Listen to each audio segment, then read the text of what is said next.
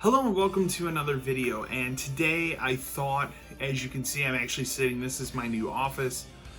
It's not ready, but this is where I ended up deciding to record my video today. So I thought it was time to finally sit down and talk about E3 as a whole, rather than just go press conference by press conference, because if I'm being honest, there's a lot of really terrible shit this year, and then I thought one outstanding conference and one that was pretty okay, and everything else was kind of bad. I mean, you can take your pick. Obviously, the outstanding press conference was Microsoft, and that's probably the one that I'm going to talk about the most. The one that was pretty okay was Nintendo, and then there were some other ones that were varying. Some were like passable and others were bad. The worst one everybody talks about is Take-Two. Some of these I didn't even watch, I just read highlights.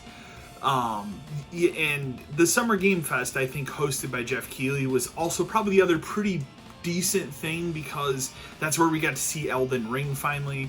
Elden Ring, not only did it get a full reveal trailer with gameplay, it also has a release date of, it's sometime in January, so that's pretty cool. But, you know, I think overall E3 this year was weak, and a lot of people would agree that it was weak this year, and we knew that going in. I mean, this is the first E3 in a somewhat post-pandemic world, at least in America. The pandemic is winding down. I know in other places it's not, but, you know, we have a vaccine now, so this is kind of what happened in 2020 is now being seen in 2021 in terms of game development. And that's why a lot of games are 2022 and beyond releases. There's not a lot slated for this year. That being said, Microsoft had the strongest E3 showing I think they have had in about 6 or 7 years. Was it the first? It was the second press conference where Phil Spencer took over during the Xbox One generation that they announced backwards compatibility. I think that was the last time they were this strong and this compelling. I think they were even more so here, and there were just so many cool announcements that were shown at their press conference.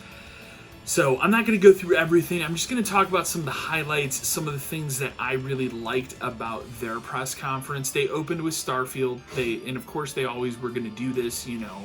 They had Todd Howard come out and announced, not only did they give Starfield a date, which is 11/11/22, which seems ridiculous.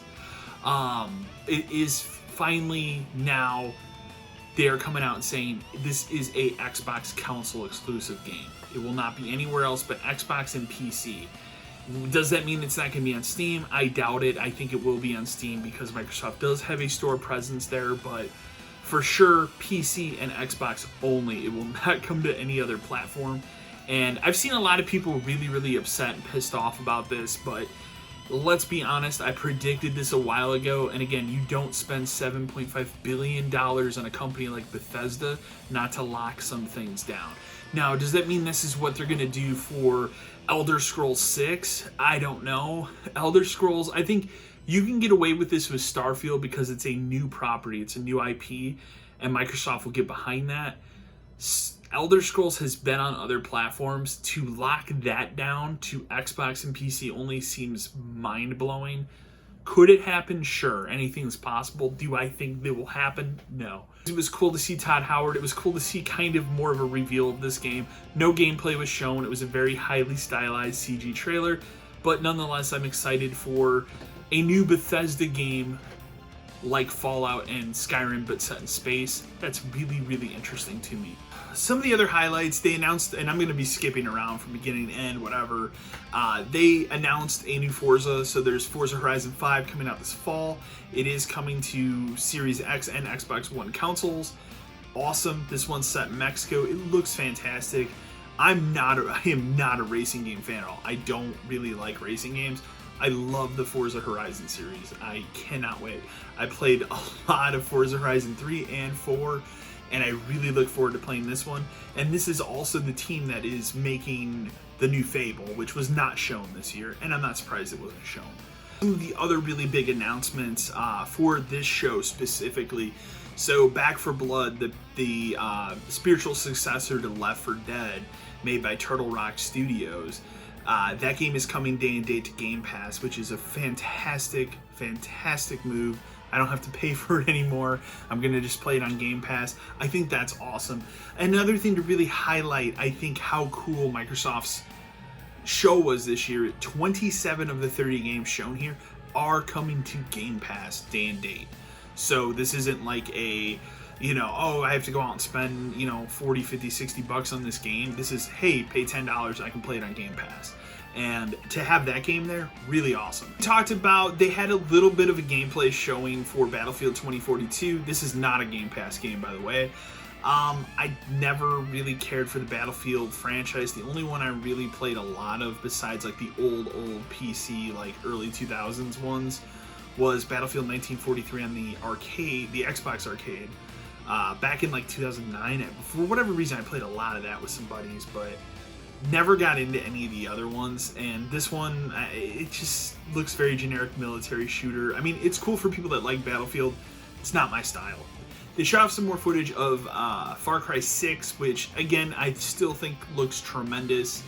I like the direction that they're going in with this. I like that the islands can be a little bit more tropical. It's not the other settings they've done. I think that the setting of Far Cry 5, setting it in the American Midwest and having it be this like weird doomsday cult was a good idea. I don't think it was fully realized, and that's the problem with that game. I hope this one makes good on its promises, but it looks really, really cool. Another big Game Pass announcement, Hades, is coming out. It's going to be on both PlayStation and Xbox, but it's coming to Game Pass day and date on August 13th, which is awesome. So I don't have to buy Hades again. Probably the biggest thing that I wanted to see at E3 this year, and I don't think it disappointed, but they didn't show a lot of it, is of course Halo Infinite. Story behind me and Halo Infinite is, it was shown a year ago. I wasn't as disappointed as everybody else was with the visual quality of it, but I recognized like, hey, something looked off. Do I think they needed to take a whole year off from putting this game out to work on it more? Absolutely, and I think it's going to be better for it. The brief story trailer they showed is potentially the most interesting thing I've seen of Halo Infinite, so that has me really excited. But I think the multiplayer looks really good as well. Now, with that being said, they have come out, they've done a little more of a deeper dive on multiplayer, how the free-to-play element of it's going to work. It is going to have battle passes, but the thing that's really potentially cool about battle passes with this game versus something like, Fortnite or Apex is this game's battle passes do not expire. You can keep purchasing them and always have them. That's really freaking cool, and that makes me want to put time into this game because I don't feel like I have to spend all my time playing this game. Visually, I think it looks a lot better. I think the stuff they showed for multiplayer looks awesome. It really looks like classic Halo with some more modern elements, and that's awesome. So Halo, they're still saying holiday. If I had to put a number on it, I'd say it's got to be November, right? Like they want to celebrate the 20th anniversary of Halo, so it has to be then, right? There's a really cool 2.5D side-scroller game shown coming to Game Pass. There's a lot of these type of games that were shown, little like indie games. And this one was called Replaced. It was a cyberpunk setting. Looks awesome. That was something that was potentially really, really cool. They also announced that 12 minutes like time loop puzzle game coming to Game Pass. It's August 12th. That's really cool. Another one that they spent a long time talking about that I'm more interested in now that I saw the trailer, but I don't necessarily think it was the most exciting trailer you could have shown, is of course Stalker 2. This trailer was like 5 minutes with a like fully Russian, everything was subtitled. It looks cool. I am gonna play it. Obviously it's on Game Pass, but not the best showing for that game. I thought I would have put a more action-packed trailer for an E3 showing. Nonetheless, I do want to play it. Psychonauts 2 got a release date of August 25th. I've never played the first Psychonauts. I'm not really a huge fan of Tim Schafer games. Like, I tried to get into Brutal Legend. I actually think that game's dreadful. And I love Jack Black. And I liked the humor, and I actually liked the gameplay of that game until they turned it into an RTS, and that's where it fell apart for me. Ever since then, I've kind of steered clear from Tim Schafer games because I always feel like I'm going to get disappointed, I guess. which isn't really fair, but I've never played Psychonauts 1. I don't really care about Psychonauts 2. It's cool for the people that do, but not for me. They did come out. They also had Pete Hines come out from Bethesda. He gave some updates. They put out some more games on Game Pass. Basically, the 10 games that were missing from the Bethesda collection are now on Game Pass. And then they also put Yakuza Like a Dragon on Game Pass, which I have a buddy playing it right now. It sounds incredible. I've never played a Yakuza game, and I think I'm going to start playing the Yakuza series at some point this summer because I hear nothing but great things about them. I actually just picked up Judgment physically for the Xbox Series X, so I might start there. I don't know yet, but it's really cool that you can play the entire Yakuza franchise on Xbox through Game Pass now, which is awesome. But they also announced the end of June, you're getting the Series X upgrade for Doom Eternal, which is awesome. I actually just bought the Season Pass for that game, so I'm going to run through that content when it comes out. They also kind of briefly talked about like Fallout 76. I don't really care.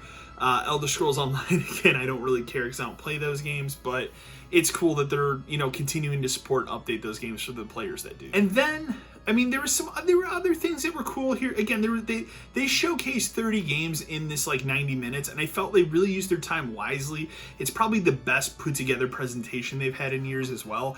They didn't have a lot of talking heads or figures come out. It was literally just game. It was paced so well.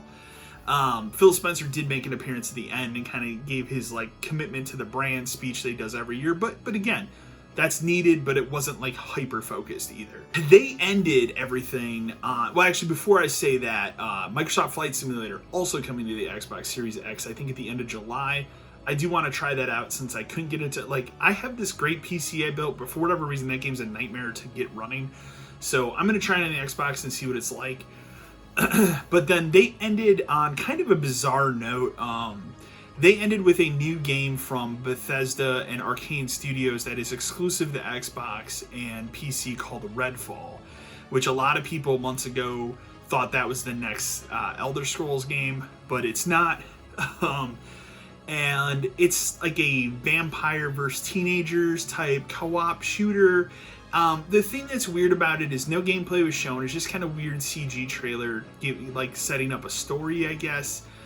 But as a one last thing announcement, I thought it was flat. And I thought it didn't like kill all of the momentum of that press conference, but I thought for a press conference from Microsoft of all people you've had so many years of just like disappointment after disappointment, and this year it was like such a high for them. I thought it fell flat at the end. But I'm excited about that game. I think it looks interesting, but not enough there. Microsoft, I think, had the best showing, not only at E3 2021, but they've had in years. They would be my number one pick. If I had to give them a letter grade for their press conference, I would give them an A. I really think they did fantastic. It seems like they have a real strong focus on what they're doing with the brand, what they're doing with their gaming department, and just a real strong commitment to putting excellent titles out. Something that we didn't really see in the Xbox One generation. The Xbox One generation, unfortunately, will always be marred by its terrible debut, the incredible mismanagement of the system in the beginning. And while I'll always have massive respect for that machine because of Phil Spencer coming in and literally taking that ship and churning it around and churning that system into something to actually be proud of owning instead of like, yeah, I play on Xbox One. I'll always have massive respect for that machine, but man, I love the Series X, and it's things like Game Pass and all these studio acquisitions and stuff that they've been doing during the Xbox One generation are finally starting to pay off here. And you see that with things like Starfield being exclusive and all these games coming to Game Pass day and date and stuff. I think they really have a stronger argument than they have had in years to actually have a chance in North America at like really competing with Sony instead of just being happy being second place. So And especially in a year where Sony did not have an E3 and as of right now has nothing for slated for fall 2021 except maybe Horizon 2, but if I'm being honest, Horizon Forbidden West is a March 2022 game. That's my prediction. I really don't think it's coming out this year.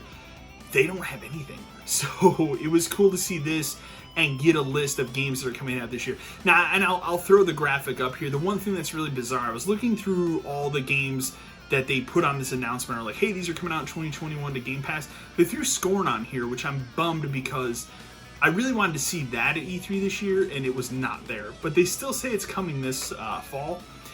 And I think that game looks crazy. And I'm just kind of disappointed that it wasn't shown at E3 at any capacity. So it's Microsoft.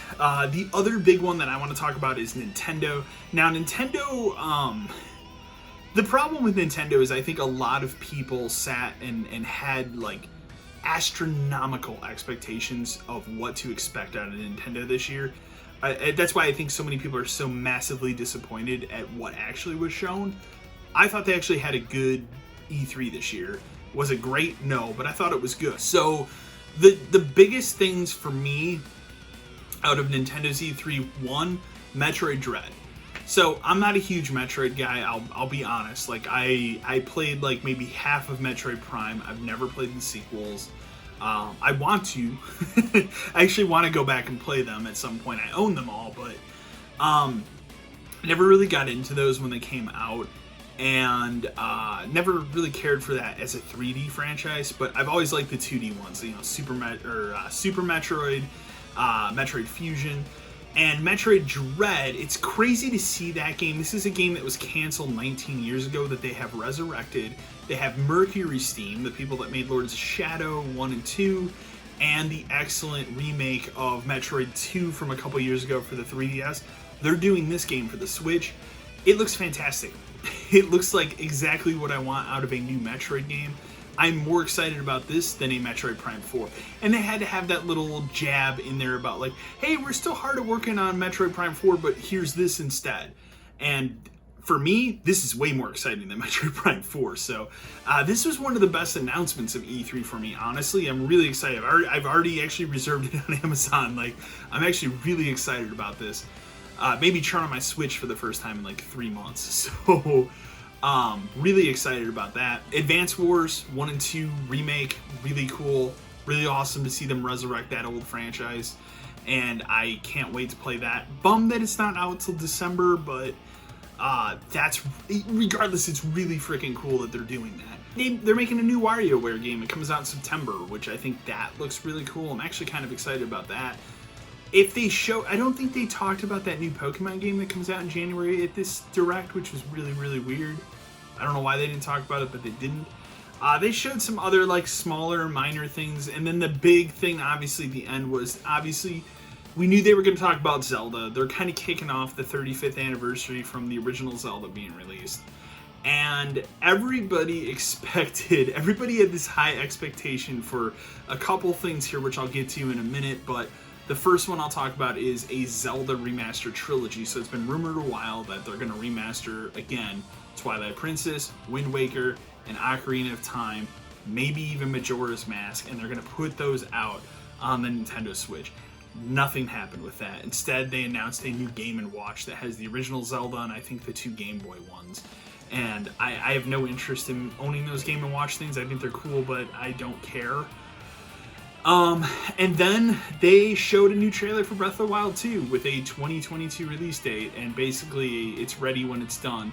This trailer showed more gameplay, but if I'm gonna be honest, I think this trailer for me did kind of a disservice to the game because I feel like they're gonna Majora's Mask this game, and this is controversial. People on this channel know that I do not like Majora's Mask. It's one of the games I hate the most from my childhood.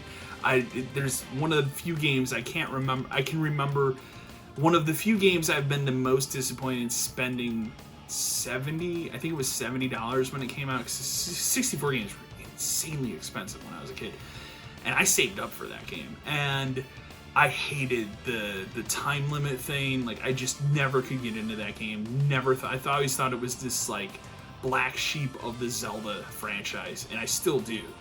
And I don't know, man. Like, this trailer, don't get me wrong, like, visually it looks incredible, but I just get this vibe with the castle floating, the sky areas, that I'm like, man, I feel like they're gonna do something wonky. And if it's just a remix of the same world, that's kind of a letdown. Like, I want something new. And not only that, I don't need like an even bigger open world, but one of the things that was really awesome about Breath of the Wild was it felt like Dark Souls meets Zelda. And I like, to me, now that I'm so far removed from playing that game a couple years later, I can honestly say it's one of my favorite Zelda games of all time. Like, I really, really love that game. And for me, watching this trailer, I'm just like, I don't know. I go back because at the same time, they are really going dark with this game. It seems like they're really going some dark places with this game, and that excites me.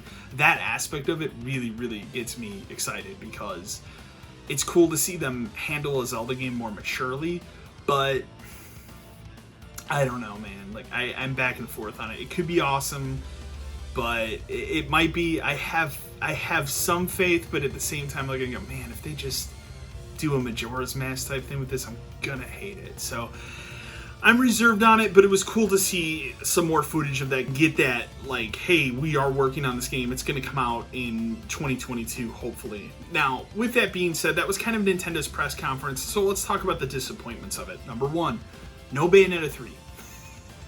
It's a joke between a buddy of mine and I, because they showed that game back in 2017, just a logo trailer. It's 2021, 4 years later, we have not seen anything on it. Every time people on the internet start mentioning it, the Platinum guy, the guy that works at Platinum that makes Bayonetta, gets pissed off. And then he always is like, well, we're still working on it. It's like, are you? Like, where is that game? Where is it? Obviously no Metroid Prime 4, no new Mario. Like, I mean, yeah, there's, Mario Golf's coming out soon, which does look really cool.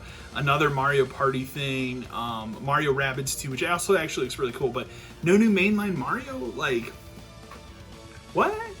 And then, of course, the biggest elephant in the room, which has been so heavily rumored month after month after month this year, is the idea of a Switch Pro. Nothing was said. And I kind of went into this press conference expecting that, because if you look at how everything's going on in the world right now, you look at the semiconductor shortage. Where are they getting those semiconductors to make a Switch Pro right now? Like, they probably cannot do that. Also, Nintendo doesn't need to announce that right now and cannibalize their sales. The Switch is literally selling gangbusters every month. Like, Nintendo in 2020 had their best year, I think, ever. Like, if I were to sit down and actually look at the numbers and crunch them, like, they did amazing in 2020, which is humorous because I think in 2020 was the year I used the Switch the least personally, but I played a little bit of Animal Crossing, and I think I played a little bit of Hades, and that was kind of it. But they're doing so well right now. They don't need to announce a Switch Pro. And I do think a Switch Pro is coming. I do actually think that Breath of the Wild 2 is your launch game for it, because it just seems like that's the case. But I think it's going to be treated like a new Nintendo 3DS type of situation. That being said, some really heavy hitters just not here. So Nintendo, I'd give like a B-.